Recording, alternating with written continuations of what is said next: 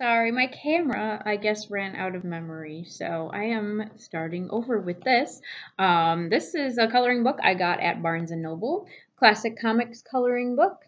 And I love comics and coloring, so I just thought I would give this a try. Here's a couple of ones that I did. Coloring is just so relaxing. I think it's just, if you have a rough day, you can unwind by just coloring and vegging out. So I really enjoy this. Another kind of creative fun book is a literary lithography. It's list based. It asks different questions about books. My top picks for each genre: children's books, comics, history, horror. It's just a fill in book. It's fun. It's a journal. Has different categories. Fictional characters I'd go on a date with. Character and what book they're from. Dystopian books I love. I don't really like dystopian. I never read it. I never tried it. So maybe I'd like it if I tried it. I shouldn't say I don't like it. Books that I will skip. Maybe dystopian. Fictional characters. Oh, I already read that. My favorite films adapted from books. So there's that. I have a bunch of children's books. I Kill the Mockingbird by Paul A. Campora. This is about a few kids that they try to destroy every copy of To Kill a Mockingbird, I believe. That sounds really bad because obviously that's a classic, awesome, amazing book. But I think there's a specific reason that they want to do this. I don't know what that reason is. I forget. But I thought this looked really cute. It is, let's see. One blurb says, I Kill the Mockingbird is a novel that speaks of mighty things in the midst of an ordinary summer. While in the midst of a hysterically funny, ordinary summer, its adventure has one goal, to extol the glory of reading. But A. Campora, the sly dog, has something else to extol too, the glory of living. So there's that. I have Neil Gaiman's Fortunately the Milk. Neil Gaiman is talked about a lot on YouTube. I have read a few books by him. I've read Coraline. I've read The Ocean at the End of the Lane, Stardust, and I think Coraline was my favorite out of those three. And this has really cute illustrations. It's kind of reminiscent of Roald Dahl. It looks kind of like a Roald Dahl book. And Roald Dahl was like one of my favorite authors growing up. I read so many of his books. The BFG, Matilda, and that's another story. But this book looked really, really cute. So I thought I would pick it up. It's kind of hard to resist those cute illustrations. So, and it's illustrated by Scotty Young. So this is obviously Harry Potter and the Sorcerer's Stone. I am one of the few people left on this planet who has never read Harry Potter.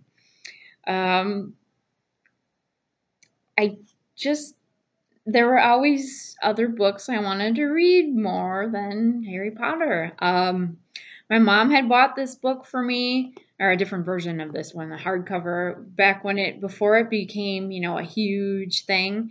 And I had read like the first couple pages of it and just didn't continue. I guess I have a problem with sticking to things. So I read a couple of pages and then put it down. But obviously, it's Harry Potter. So I always hear about it. People are shocked I haven't read it. So I finally said I've resisted it for a long time. I thought, I'm not into fantasy. It doesn't look like something I'd be into, like wizards, and I don't know if they're dragons and just magic and spells and stuff. So I resisted for a long time, but this is like everyone's favorite book. And so I thought, just give it a chance. So I went and I bought it, and I'm planning to actually read it. So when I get to it, I will let you know. Flora and Ulysses. This is by Kate DiCamillo, and she has written a bunch of children's books that are pretty well regarded. I think Because of Winn-Dixie was one that she had written. And she just came out with another one called like Rainy Nightingale or something Nightingale. But this one looked just so cute. I love children's books. I love illustrations. I think children's books have some of the best covers. Like they're just so beautiful and colorful and just they just make me think of being a kid again. And I think part of me misses that, and buying books and reading them. So I got back into reading children's books and used to be kind of embarrassed about it. Like, I'm, somewhere between 20 and 50. Do I really want to be reading children's books anymore? But the more I saw people talk about children's books on YouTube, it kind of just encouraged me. Like, there's nothing wrong with it. Books are books. There's awesome stories for every age, and children's books can be for adults too. So I really appreciate them. This is a Newbery Medal winner, so probably be really good. It's about a girl and her pet squirrel, and I guess Flora's the girl and Ulysses, I'm assuming, is the squirrel. So called Flora and Ulysses: The Illuminated Adventures. And again, illustrated, cute little illustration. I can't resist pictures. I'm like a little kid. So another book I have is The Imaginary by A.F. Harold and illustrated by Emily Gravett. This caught me, of course, by the cover and just so beautiful. The pictures are very cute too. Very pretty. Black and white.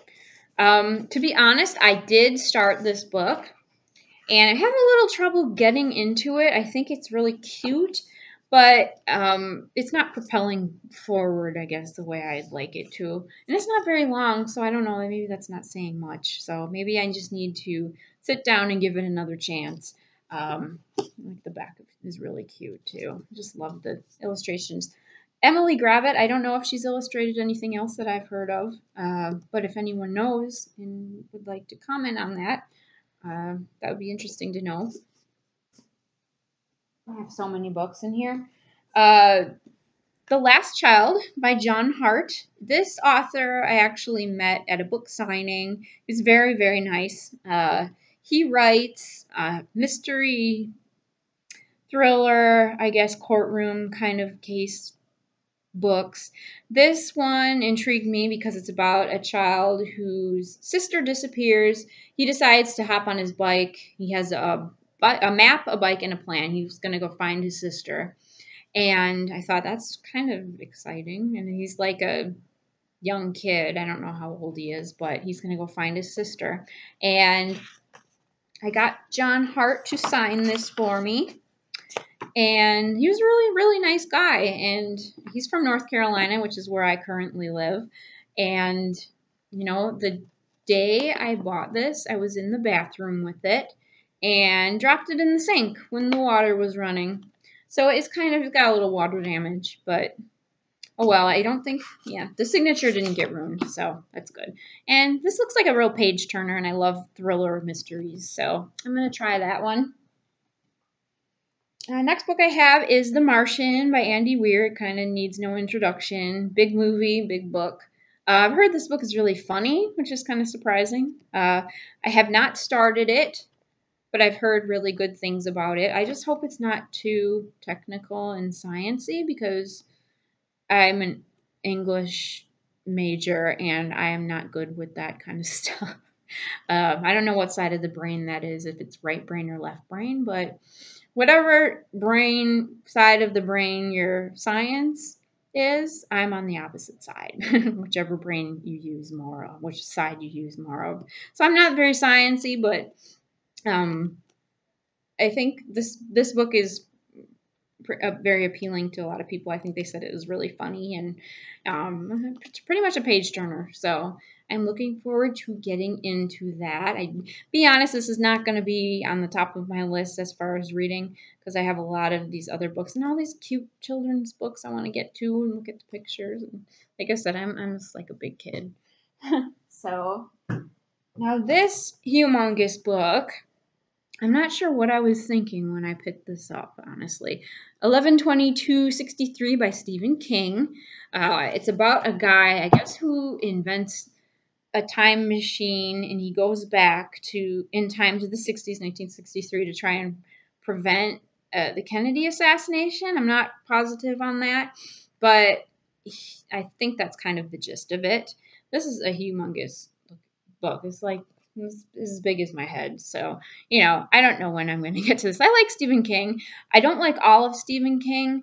Misery was my favorite book. I loved Carrie. The Shining I didn't care for so much. I think it was because I had been spoiled seeing the movie so many times before I read the book.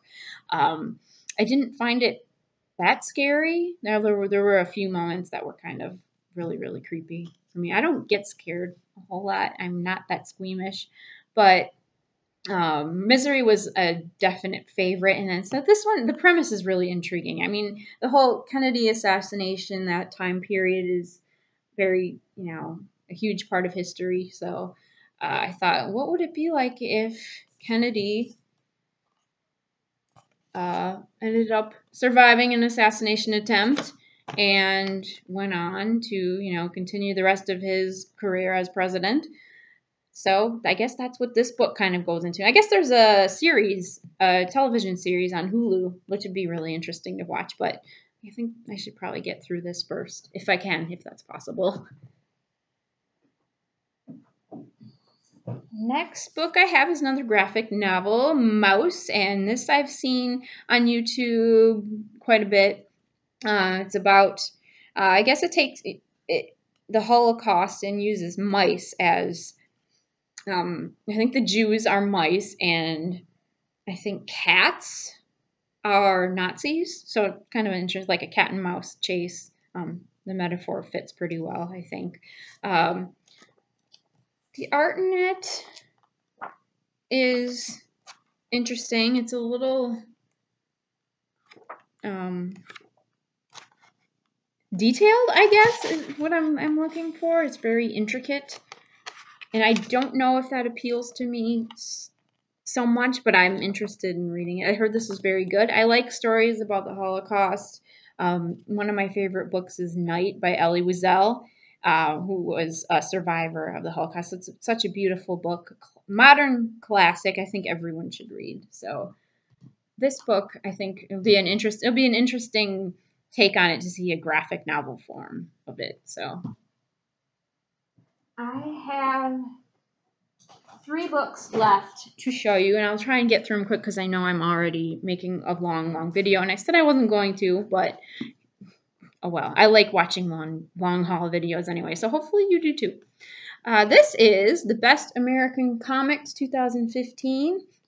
I got this because I've been really getting into comics and graphic novels. So this has a lot of different comics. I guess the editor, Jonathan Latham, they pick a new editor each year, and he goes through and picks out the best comics that came out that year. And some of the authors or the graphic novel artists he picked were Gabrielle Bell, Matt Brinkman, Roz Chast, Eleanor Davis, Jules Pfeiffer, Ed Piskor, Joe Sacco. I've never even heard of some of these, or most of them actually. But I started this. Some of the comics are really strange to me. Kind of very dark, disturbing. Some of them make no sense, I guess, but some of them are interesting. It's a big, thick book, and I like colors, so this is kind of it's an appealing, attractive book to me. I mean, whoever says they don't buy books because of their covers is lying, because look at this is cool. And I'm sure I started this, I haven't gotten very far yet, but I'm thinking it'll be pretty good. I think some of the comics I didn't like at all, and they just didn't appeal to me. But I'm open. There's a lot of different ones in here, so I'll check it out and finish it. This book, Bowie The Biography by Wendy Lee. Bowie, one of the first things you'll learn about me if you know me is that I'm a huge David Bowie fan. I always have been. I grew up watching the movie The Labyrinth, And in high school, I really got into his music and just absolutely loved it. I saw him in concert in 2003, and it was so awesome and amazing. I love him. I was very sad when he died earlier this year. And I had never read a biography on him, but this came out a while back, maybe a year or so ago, and then I saw it in paperback when I was on a vacation. In fact, I'm going to pick it up because why wouldn't I read about a book about David Bowie and his life? So I'm really looking forward to getting into this. There's some pictures in the middle. Do you look at pictures in books, like if they have the little strip of pictures in the middle? Do you look at those before you read the book? Because I don't. I feel like I'm spoiling it. Like I have to wait until I actually get to that point in the book before I let myself look into pictures. So that's what I'm going to do. Otherwise, I feel like, yeah, I am cheating if I do that. So I'm going to read this. This cover is so cool, too. He's got the blue eye and the brown eye, and he actually has like two different colors, or he looks like he has two different color eyes, but really like one of his pupils is permanently dilated because he got in a fight when he was a kid. So that's a fun fact of David Bowie. So that's that. The last book I have is another little graphic novel.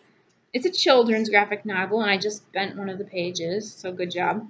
The Dumbest Idea Ever by Jimmy Gownley. And I think this is autobiographical about this author when he was young. And I think he loved to sketch and draw. And I think this is about him kind of discovering that talent and that love for comics. And it looks really cute. It reminds me of a few other children's graphic novels I read. I read Smile, I think by Raina Telgemeier. I'm sorry, I don't remember her name. And another book, can't recall the name of it, but it was about a little girl who goes to visit her grandfather in Florida, and that one was really cute illustrations. And I love graphic novels. I'm so into them. Like 2 years ago, you would ask me about graphic novels, I would have said I've never read any. I can't say anything about them, but I love them now. I call them graphies for short, pet name. So I'm sure I'm going to have a lot more graphic novels to talk about in upcoming videos. But for now, that's my list of books. I have more. They're just kind of packed away because I'm in the process of moving, like I said, and I can't really get to all of them right now. But hopefully I will be able to when I get settled, whenever I move, to do more videos and show you what I have. Maybe do a bookshelf tour. I'd love to do that. I love watching bookshelf tours. And of course, there will be more hauls because I can't, not buy books, even though I tell myself. I try to limit myself, the number of books I buy. I say read 10 and then you can buy 5 or something like that. But do I always stick to that?